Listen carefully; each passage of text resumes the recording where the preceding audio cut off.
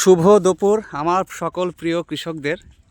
এই যে বোরো ধানের বীজতলা করেছিলাম, তা এবার আবহাওয়াটা ভালো ছিল, এই ত্রিপল দেওয়ার খুব বেশি ইচ্ছা ছিল না। তারপর দেখছি পৌষ মাস পড়ার পরে হঠাৎ ওয়েদারটা চেঞ্জ হয়ে যায়। তারপর দেখলাম এত খরচা করার পর সামান্য কটা টাকার জন্যে ত্রিপল না দিলে হবে না। যাক, আজকে আমাদের গত বৃহস্পতিবারে বীজ ফেলা হয়েছিল, সবুজ হয়ে গেছে যদিও।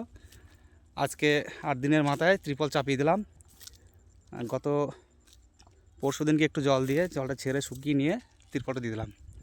তো তোমরাও এইভাবে সুন্দর করে, যাতে উত্তরের হাওয়াটা ভিতরে ঢুকে ফুলে না যায়। আমাদের ভাই দিলবাহার এটা আমার আপরেও দিয়ে দিচ্ছে, আমি টেনে দিলাম, তারপরে কাদা চাপাটা দিচ্ছে। খুব সুন্দর করে যত্ন এবং ভক্তি করে করছে। যে কোনো কাজে ভক্তি এবং যত্ন যদি এবং নিষ্ঠা এগুলো যদি থাকে, সেখানে সফলতা অবশ্যই আসবে। তো এইভাবে বীজতলা করলে খুব সুন্দর হয়। ভালো থাকবেন।